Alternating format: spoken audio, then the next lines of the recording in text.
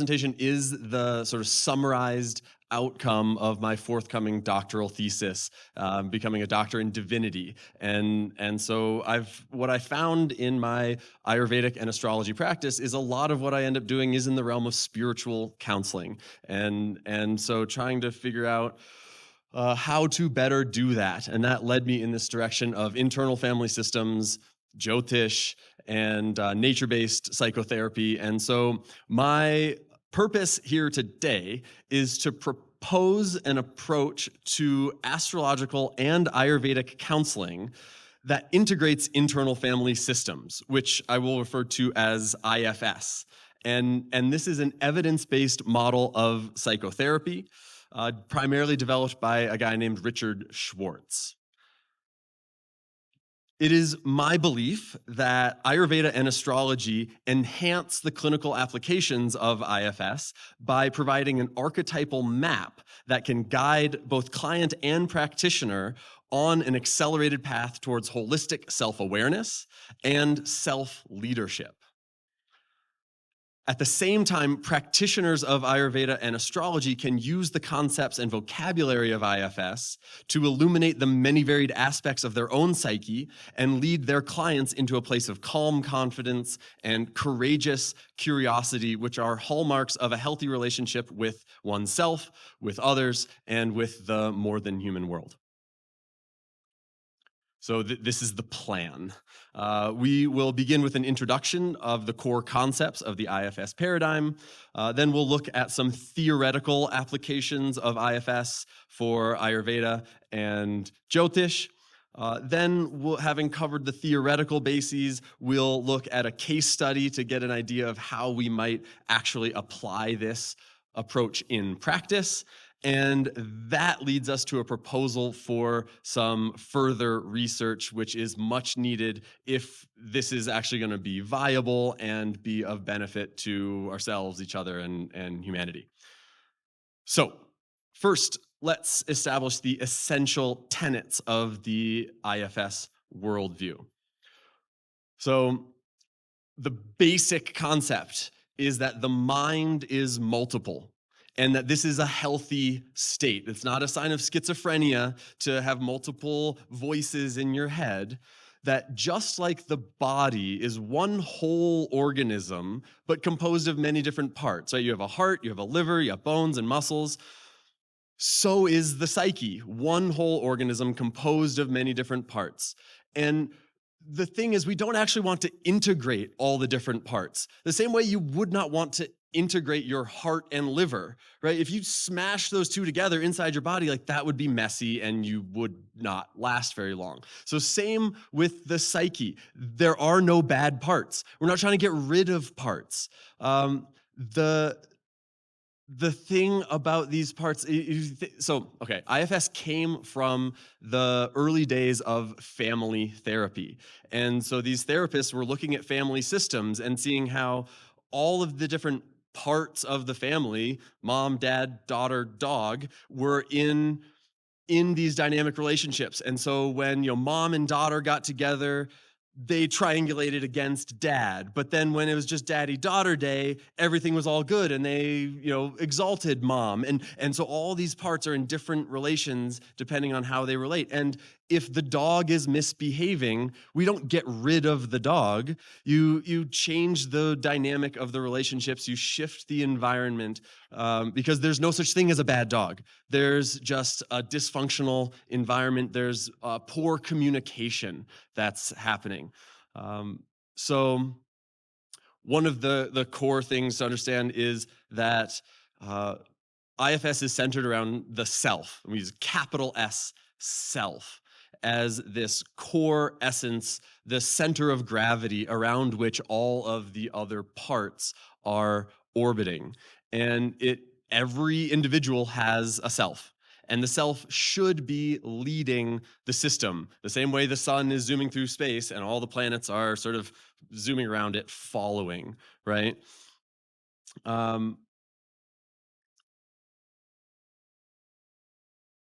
There are infinite ways to define a self. For our purposes, we're focusing on an individual biopsychosocial complex organism, right? But every individual cell and atom in your body is one complete whole self made of parts. Your community, your family, your community, your country, your planet, your solar system, your cosmos are all these different boundary conditions that define a self, which are then composed of constituent parts. And so this is one of the powerful things about the IFS paradigm is we can apply it in so many different contexts. And it really is, there's a lot of IFS is experiencing this surge in popularity because it's so widely applicable. And so there's somatic IFS, and now there's Ayurvedic and astrological IFS. So it's really important to define our boundaries, because if we don't know what is the boundary condition that we're working with, then we don't know where we belong. And we don't know which parts are ours, and do these parts belong here or belong to this system? So it's important to define those boundaries, and what defines those boundaries is the capital S self. And so we'll talk about the qualities of the self in just a moment. So the other thing to mention is that parts are part of a system. And two ways to define a system is an entity with an internal and an external part. So there's me, and everything else is the not me. This is Buckminster Fuller's definition of a system, where there's an internal and an external. A cube has an inside and an outside, right? So that's one definition of a system. The other quality of a system is that you cannot change one thing without changing everything. You think of a tensegrity system, you poke one place and the whole system adjusts.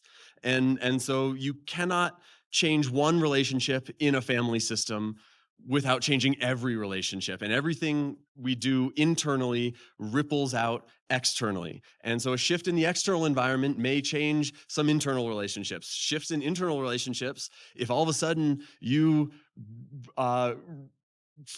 reintegrate an exiled part, and all of a sudden, like, oh, I'm really in touch with my artist part now, all of a sudden that may change the nature of your partnership or your parental relationship, right? So the internal and the external, as we know in Ayurveda, there's this fluid boundary. It's a selectively permeable boundary, isn't it? So that what's external becomes internal, and what's internal becomes external. And so there's this flowing dynamism between them.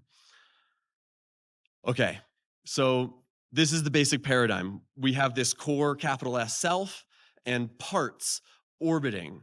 And so how might we discriminate between self and parts?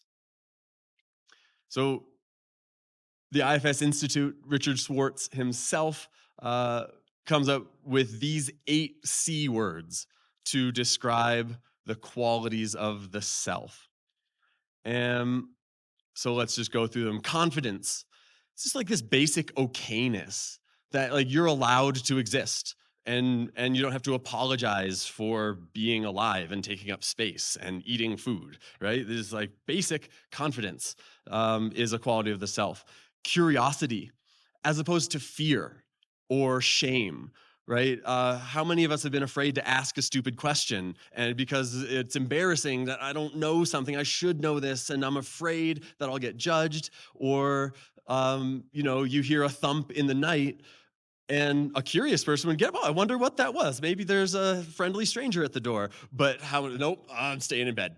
I'm going to pretend that's not there, right? So curiosity is the antidote to fear and shame.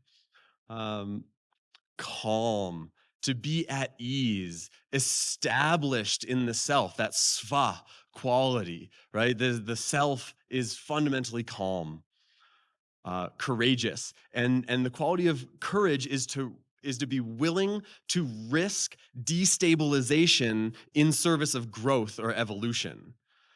So I need a certain amount of confidence that I can reestablish equilibrium. And then I can have the courage to be like, cool, like, I'll try something new. I'll take a risk. I'll put myself out there, because even if I get thrown off balance, I'm pretty sure I can restabilize and come back to myself. So then there's also this creative quality of the self, which is this playful, open to new ideas, sort of spontaneous quality. And whenever I touch into that creative sense, I think of my athletic career as like ready position and sort of like ready to move in any direction and respond spontaneously to whatever is going to happen. That's that creative sense, so that you're not fixed in some idea, well, it has to be this way. It's more of a manager part. We'll talk about that in a moment. It's more like, okay, this is what's happening. Let's juggle, and you can adjust.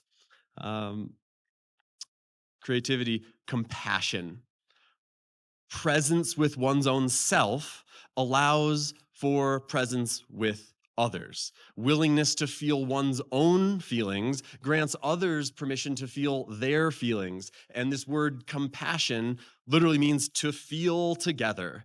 And so to feel with someone is this capacity of the self, because the self is established there and can feel all their feels and is curious about what I'm feeling, curious about what you're feeling. How are these things in relationship? Clarity.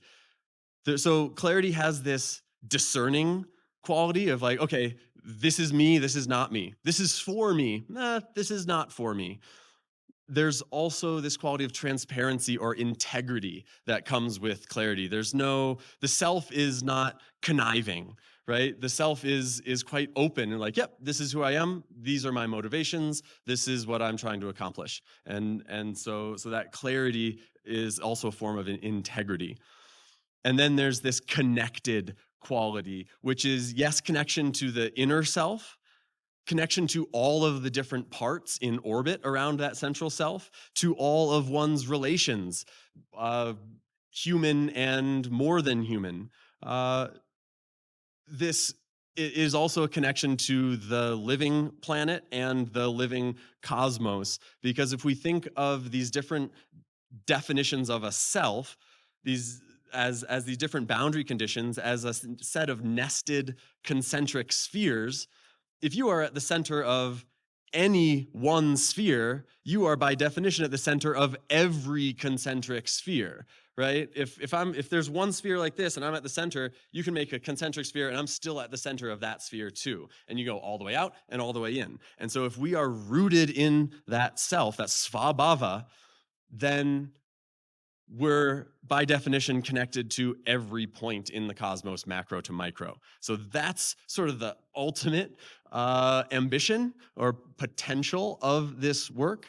And so I would invite you all to take a moment and meditate on these qualities and think or feel into a moment. And I wonder if a moment in your life, a situation comes to mind where you felt this, where you sort of had all of these qualities, you had this capacity. Maybe it was a challenging situation where you really showed up in a good way. Maybe it was a delightful situation and you just felt at ease and calm and confident and curious, and all these ways of being. I'm seeing some nods. Can everybody like feel what that is? Does everybody have a sense of what that capital S self feels like? Yeah. So like, stay with that for a moment. I want you to remember that situation in detail and really feel into it. Recall your emotional state. What did you say? What did you do that demonstrated these qualities? What was your posture? How were you sitting, standing? How did you move?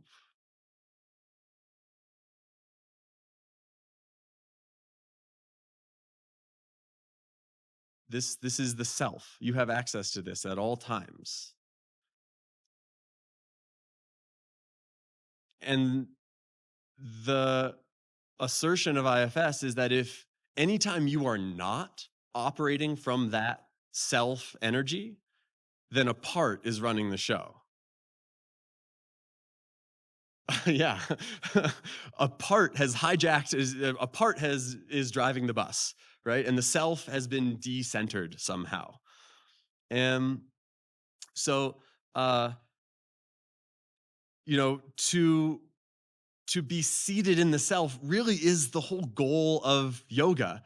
isn't it? This something like svabhava, that establishment in the true nature of the self. And again, there are many ways to define that self, and it's perfectly valid to define it as just you, your mind-body complex.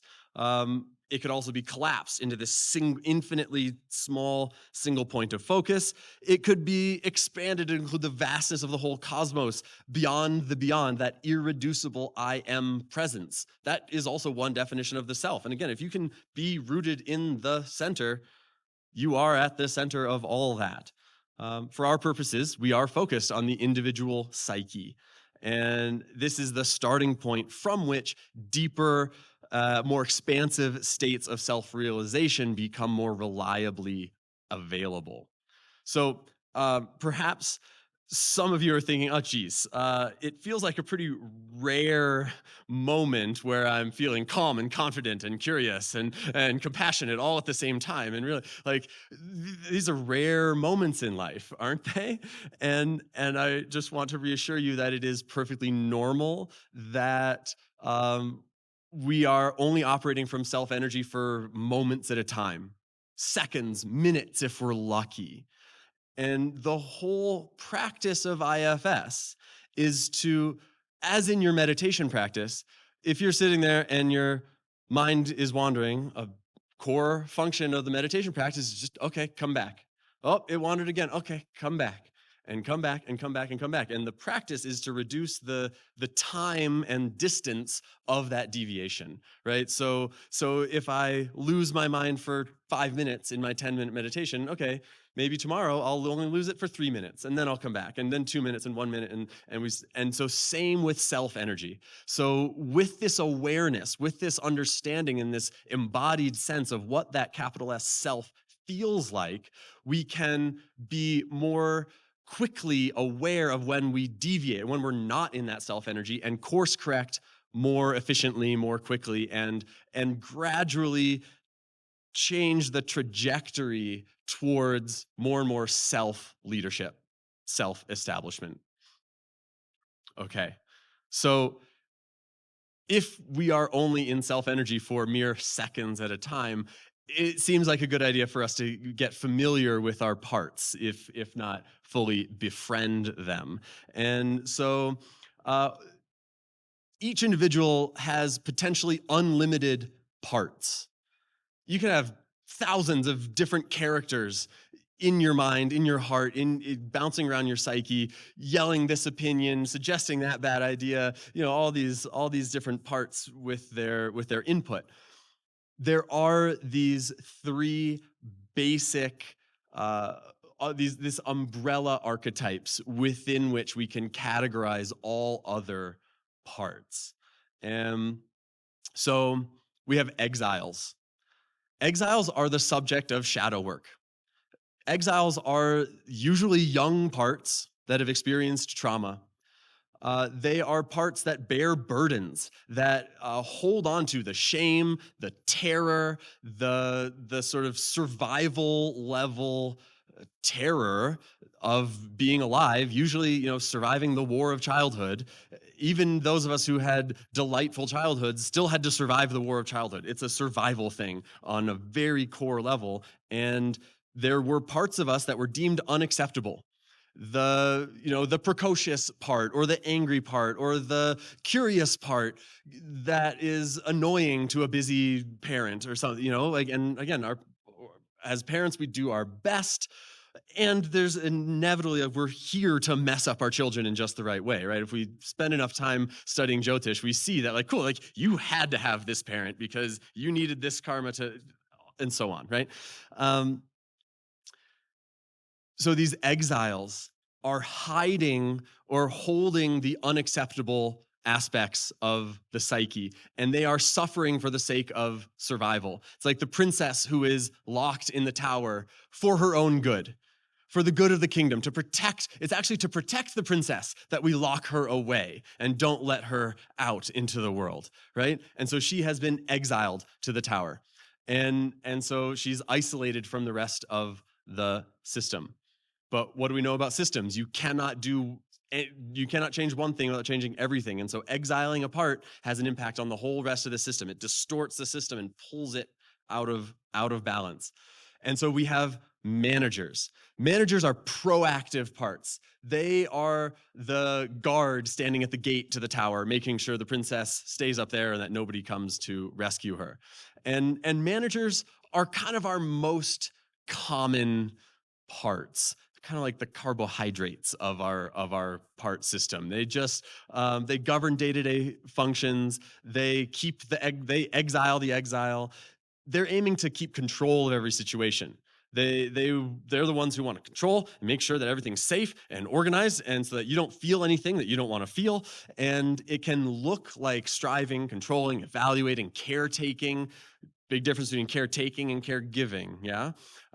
And it can also be this sort of terrorizing thing where this need for control becomes overwhelming. So our managers are basically trying to keep everything organized and in control.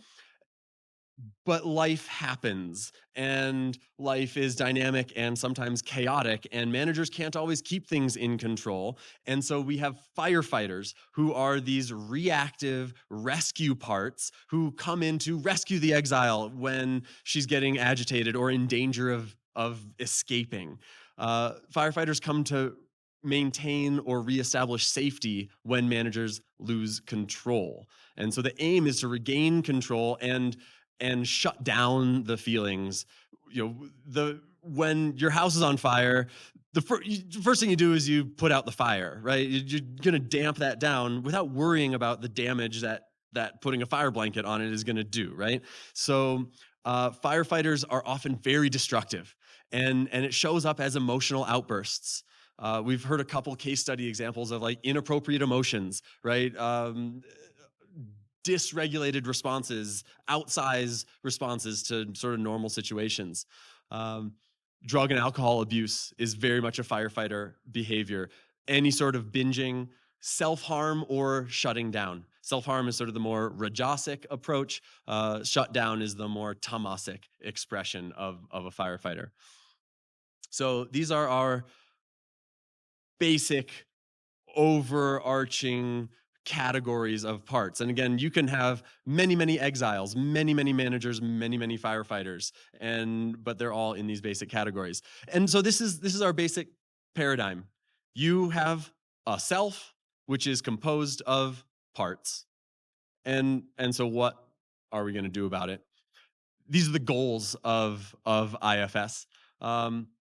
We want to first unblend, which is basically to notice the difference between yourself and your parts, and to create some spaciousness between them, because there's a big difference between saying, well, I want this and I want that, and they're incompatible, and I'm confused, and there's this tension in my mind, and it's giving me anxiety, and I don't know what to do, and I'm stuck.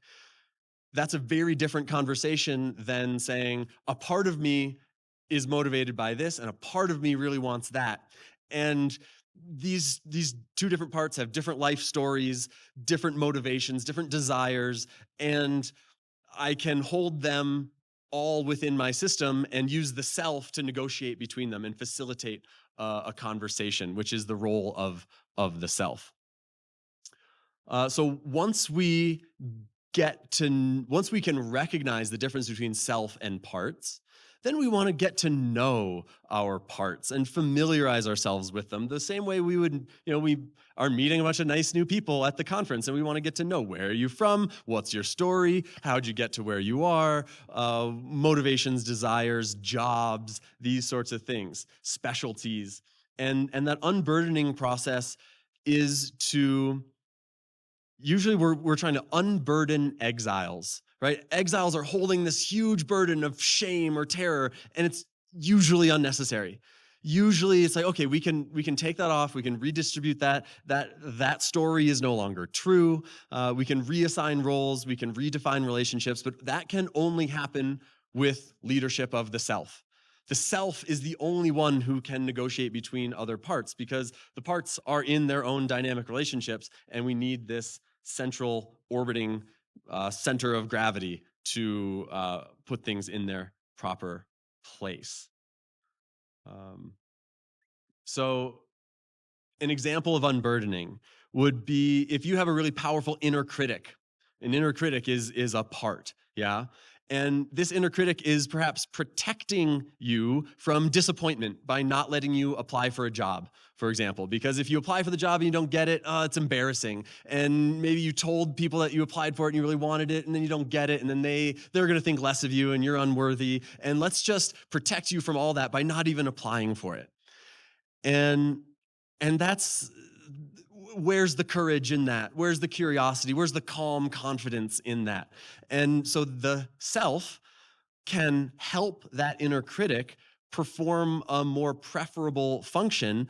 For example, saying, hey, inner critic, like, will you help me edit my resume so that there's no typos and it's really precise, and you can use all that critical energy to make this application perfect and figure out what they want to hear and bolster my credentials so that I have the best chance? Because you don't get a say of whether or not we're going to go for this life-changing opportunity or not, right? So that's an example of the self helping to unburden a part.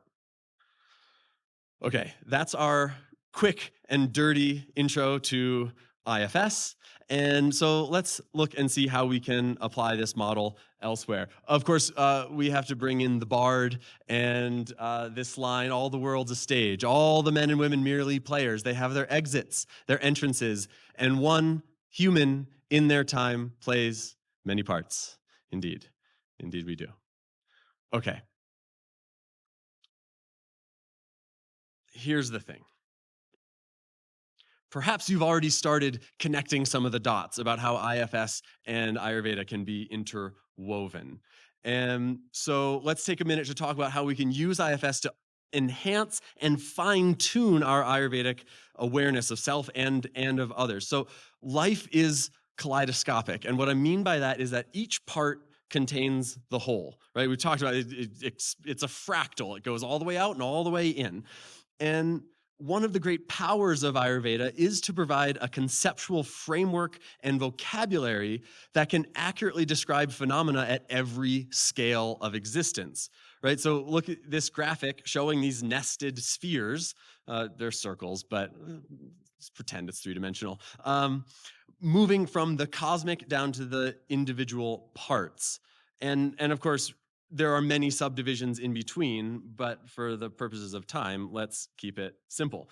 So at the cosmic level, we can recognize each planet in our solar system as having a particular doshic constitutions. We recognize elements, doshas and gunas in our planets in the solar system. Here on Earth, we describe different climate zones and ecosystems using the tridosha system. Gunas in the atmosphere, in the ecosystem, right? Within the realm of humanity, we can see how sociocultural trends ebb and flow, like a collective Prakriti-Vikriti relationship. How's it going in the US right now? Tridoshically provoked? Yeah, anybody? Anybody? Yeah, okay, anyway. Then, of course, we can analyze an individual according to their unique ratio of doshas. This is our most common application of Ayurvedic principles. And that's usually where the analysis ends. And so what I'm here to suggest is that as we get to know our internal parts, one of the things we want to know about them is their Ayurvedic constitution. If you have a manager who's trying to run the show and control things all the time, it sounds like a pretty pitta-provoked part, yeah? And maybe they are an authentically pitta-prakriti with just way too much pitta going on. And so how can we get to know that part and work with them to soothe that pitta on that internal level and penetrate that one layer deeper than just this sort of like, okay, well, you're pitta kapha, and so that's who you are. We can get way more specific than that because when I read my pulse, I'm a tridoshic pitta kapha, but I definitely have vata parts. I definitely have, there's all these different constitutions that live within me in different areas, in different roles, at different moments. Yeah, this brings up, okay. This brings up the importance of recognizing each part as a fully formed individual. and to respect them as such, and understand that they have a full life history, and that parts are usually formed at some traumatic moment or in childhood, and to recognize that they have a unique identity, and to be really curious. What's their prakriti? What's their vikriti? How can we get to know them well? And that's how we're going to be able to help them from that self energy. And this approach may also be helpful for cases when prakriti is difficult to determine. I talk to a lot of people, and I'm sure in this crowd we are those people and have talked to these people who, well, I took 3 different online dosha quizzes, and one says I'm each of each dosha, and I don't know what I am, and I'm confused, and it feels like this, but I'm also like that. This is the pretty common experience, right? And so isn't it possible that depending on which part was active when they were taking this test, they got one score and the other part was active? Maybe they were speaking from the self when they did one, but if they don't know how to identify the difference between self and parts, how are they going to know? And they might have a different psychological prakriti than their physical prakriti. And so this language of IFS, of self and parts, helps us to break down and get really specific and precise with the dosha system, with the gunas. I really find that using gunas is most helpful in a clinical setting, where when we are getting, when I'm speaking with someone and we can hear a part come up, like, okay, let's talk about the qualities of this part. Oh, they're really sharp. They're sort of dull and sleepy. Okay, so let's use the language of Gurvadi Guna to be really accurate about describing these parts, and then we can lead back to dosha constitution and so on. Okay, that's a super simple suggestion for how the integration of IFS can enhance Ayurvedic self-inquiry and clinical practice.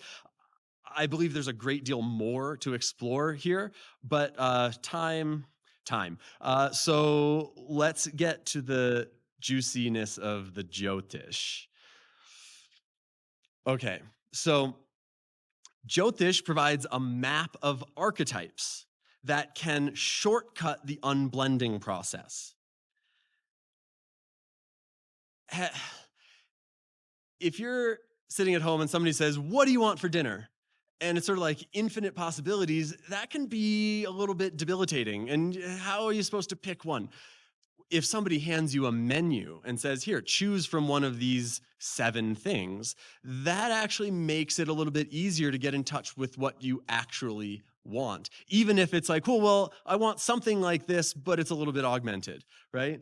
So that's what Jyotish can offer, is in the clinical setting, instead of being dependent upon the client to come up with their own parts, we can offer them some suggestions. We can guide a little bit and use that astrological vocabulary to add texture and describe these archetypes and lead clients very quickly in the direction of self-recognition. So for example, if I'm looking at a chart and sitting in front of a person, I might start describing the qualities of Mars. And okay, are you familiar with a part of you that has this quality of ambition and fierceness and discipline, but also a little bit of rage and anger sometimes? And like, oh yeah. And then looking at the chart, I can see like that usually shows up more at work than it does at home, doesn't it? Right? Because and all of a sudden, and then sure enough, Jyotish works, and so it becomes this deep insight into the astrology chart is basically a map of parts, right? And so here we see this really simplified summary of the 7 planets, being the sun, moon, and 5 elementals, obviously excluding Rahu and Ketu from this list. They definitely have a special role to play in this area for future research and development of this model. What I found really interesting was just how effortlessly those C-word descriptions of the self correspond quite neatly to the planets. This is not advanced research. I looked at that list of words and I looked at the list of planets and I was like, oh, isn't Mercury curious? Isn't Mars courageous? Isn't the moon compassionate? Doesn't the sun give both confidence and clarity? The sun comes up and all of a sudden you can see. Um, Jupiter creates connectedness, right? As the ethereal planet ruling the ether element, you know, space is not what separates us. Space is what connects us, right? We are not separated by empty space. We are connected by ether, right? And so this is the realm of Jupiter that fills this dense emptiness between us. And so Jupiter creates that connectedness and also the ability to connect ideas and make meaning. This is Jupiter's role as well. Venus, that creative one, who gets really creative in pursuit of the perfection of pleasure. Yeah. And then Saturn, whose qualities include patience and this just sort of like slow determinism where we're going to get through your whole karmic history one painful day at a time. Saturn is very, very calm in this way. And so again, as a very, very surface level suggestion, I would invite you to recognize that without doing any fancy meditation, without doing any further self-inquiry, you have a Mars part, and you have a Venus part, and you have a Saturn part, and you have a Mercury part. And the more you learn about the archetypes of the planets, what are their, what areas of life are they interested in? What are their qualities? How do they interact with the world? And then specifically in your chart, this is this shortcut to parts work. And you can cut right to the core issue as opposed to, years of therapy and slowly teasing it out and unblending, which again is powerful. And this is one of the things we'll get to when we get to the case study is lessons learned, is that we must go at the pace of the self. The client's self must determine the pace that we go. And one of the lessons learned is sometimes the astrology chart is too accurate. And if you see me coming like this, your shields go up, right? And so it sort of has to be that sort of thing, right? In the nicest way, in service of your evolution and healing, right? So, okay. Just as each individual is composed of all three doshas, we are all composed of every planet, and every planet is a divine force expressing different qualities of the self. So if we're going to talk about mental health in Jyotish, we must give special attention to the three sattvic planets, Sun, Moon, Jupiter.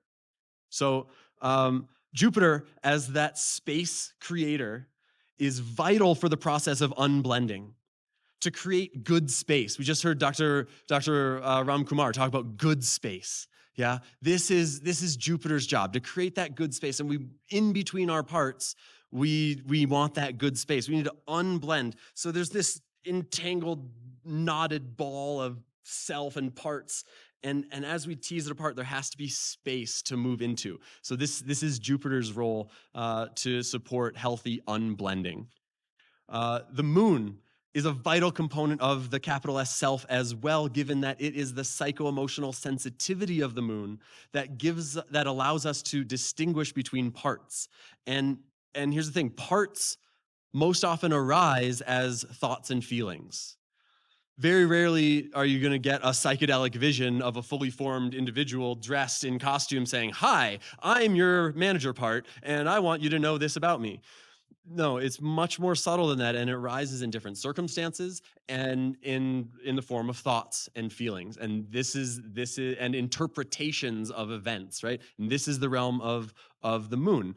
And an afflicted moon distorts that filter of perception, makes a person unable or unwilling to see their parts accurately. And when we see an afflicted moon in the chart, we want to be very careful about how we deliver good or bad news, because the good news may be interpreted negatively, and everything is sad. And again, we've been talking about mental health, and if someone is in a depressive rut, no matter what you tell them, it's going to lead to unworthiness and trouble. So the status of the moon is very, very important, and it's also the moon as that compassionate one allows us to unburden.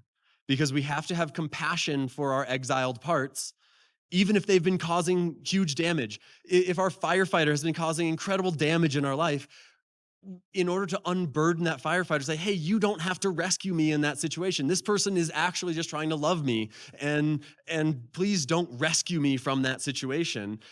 We have to have compassion for the motivation of that firefighter who's really trying to help you, and they just have an outdated assignment. So we have to connect and feel with them in order to invite them into a new role.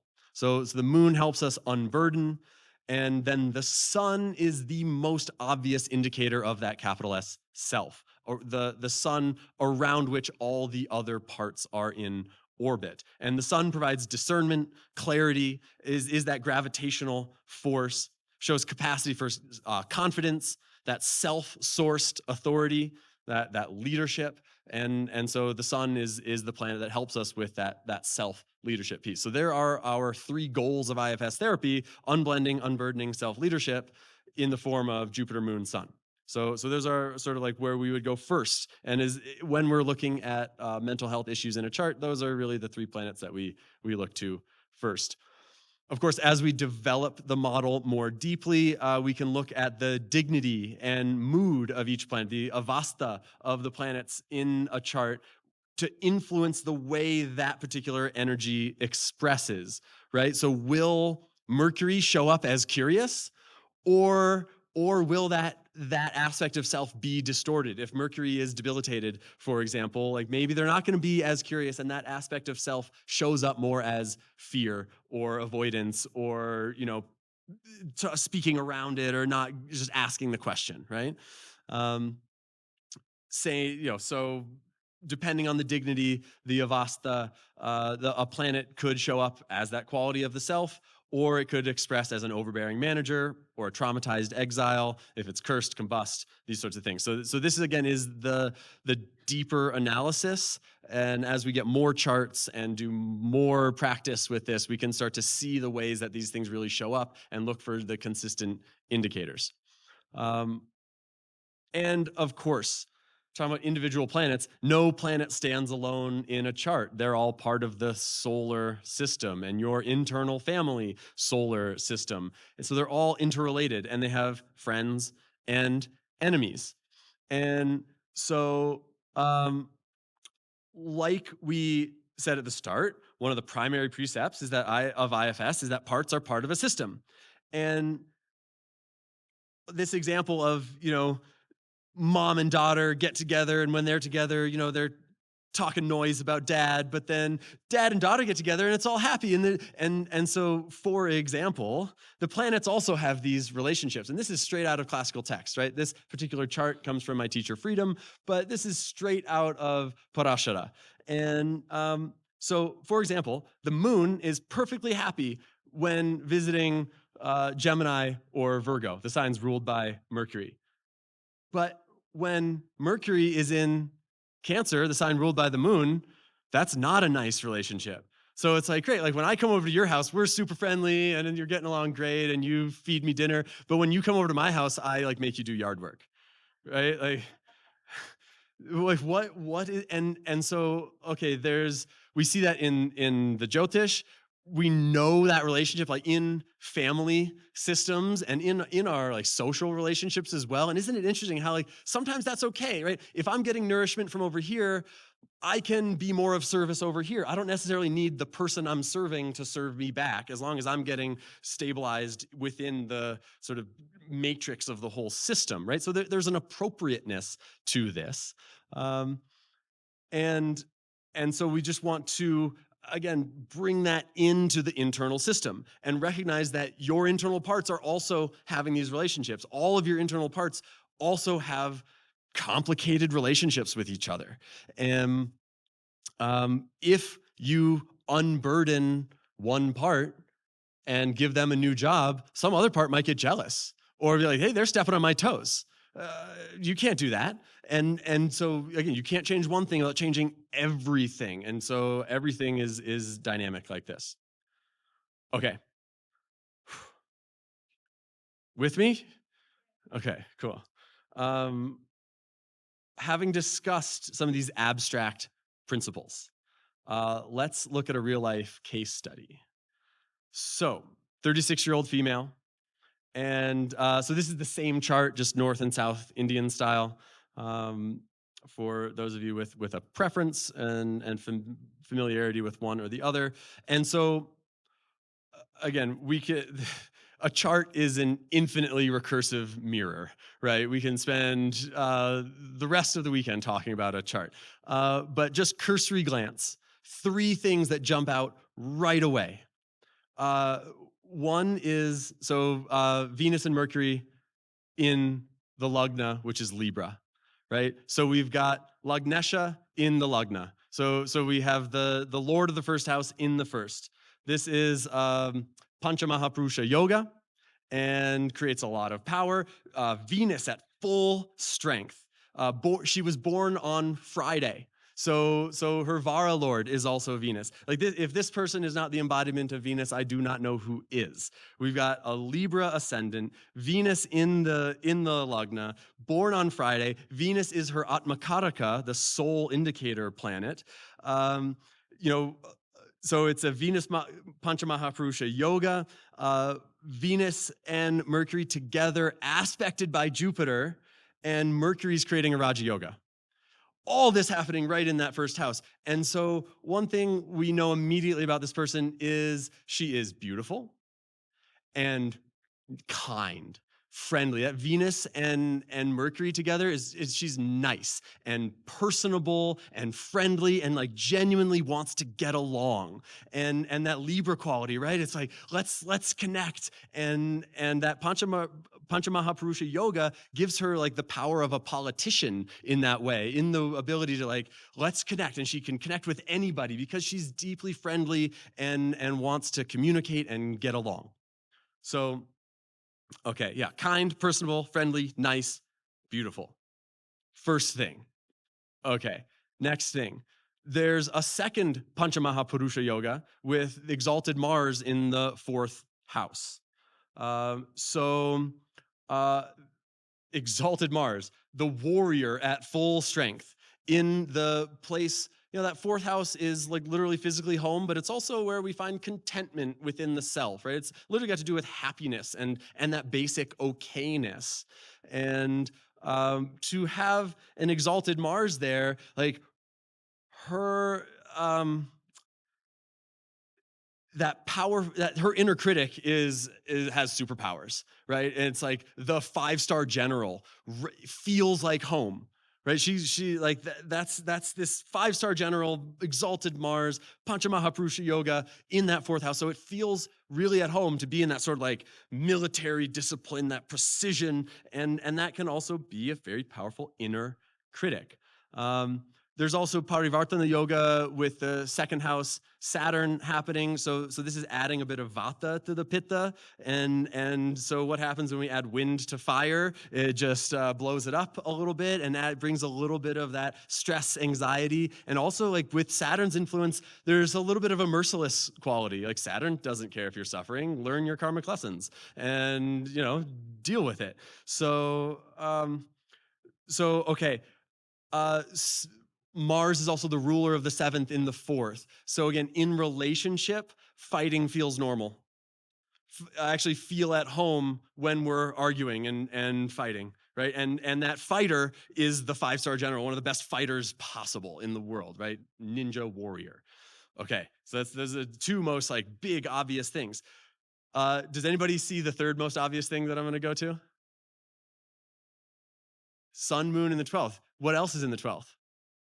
What does that mean? She was born 3 hours before an eclipse. When the nodes join with the sun and moon, that's an eclipse. And so this is an eclipse in her 12th house. And so do you think she and we talked about the importance of the sun and moon for that self identity. So do you think that maybe she has some confusion about her true identity? Do you think maybe the luminaries in her chart being engulfed in shadow maybe adds a little bit of anxiety, a little bit of Yeah, this unsureness about like, is this who I am? Is this who I am? It's in shadow. There's not quite that confidence and clarity that the sun wants to bring. It's a solar eclipse, right?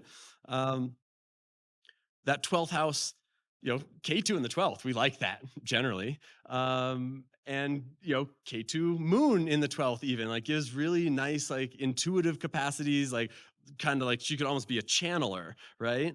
Um, so there's this otherworldly aspect, which could also be like, is she channeling or is she dissociating, right? And how would we know the difference?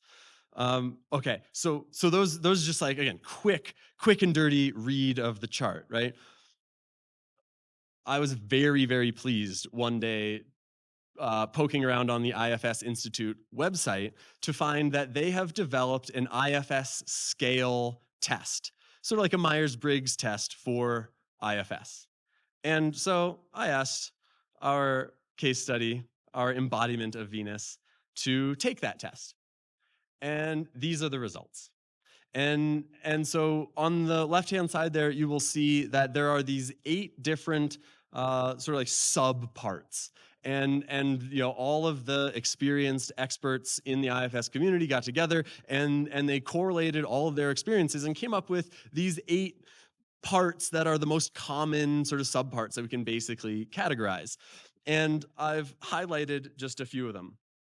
Uh, the first thing to look at is, the top and bottom. You see the relative expression of self versus parts, and self is the lowest thing, and parts is not the highest thing, but up there, right? So she's operating less from self, more often from parts. Now, one thing I'll say, this is very common.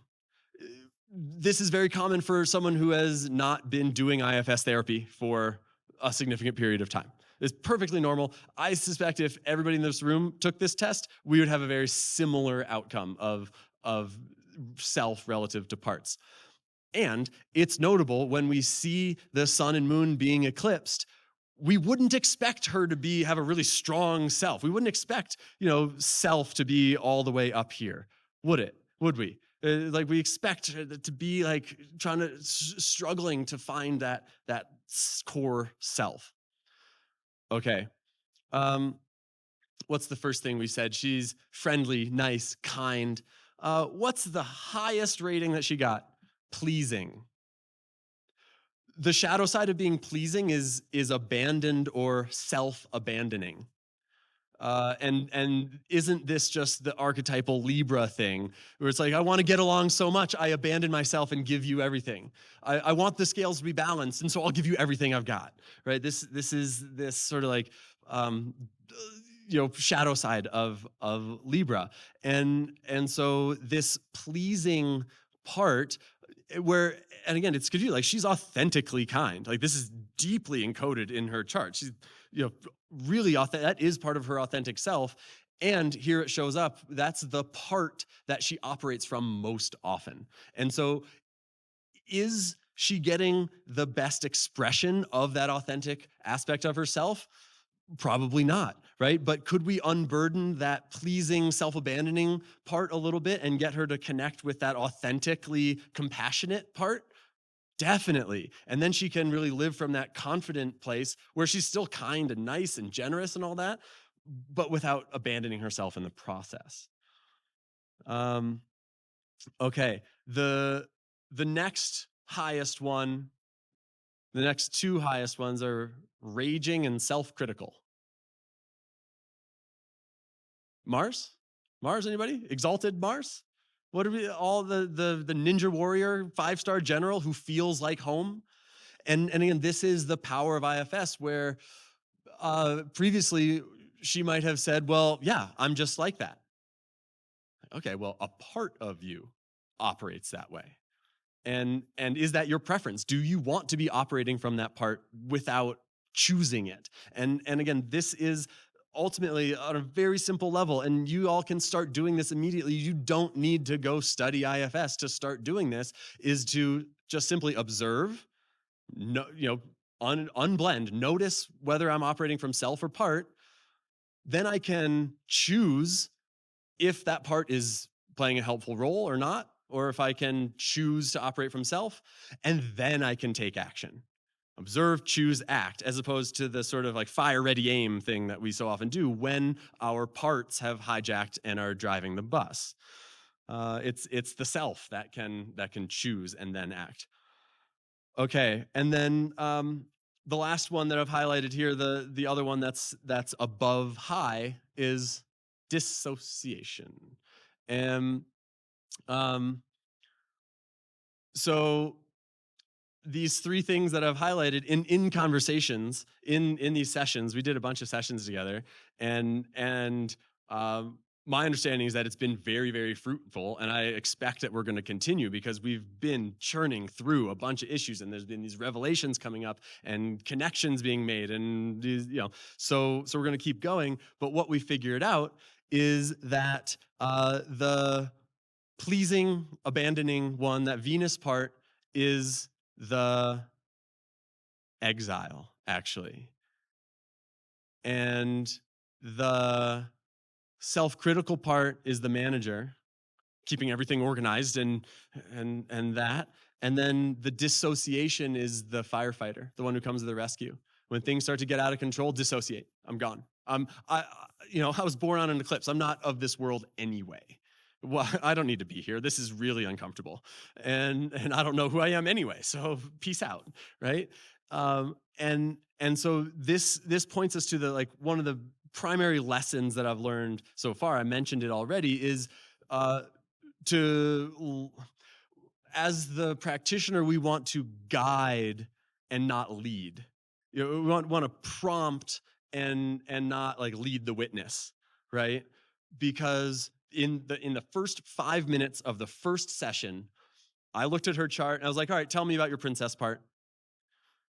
Because that Venus is the princess and it's so powerful, and it's just cool, finger right on it.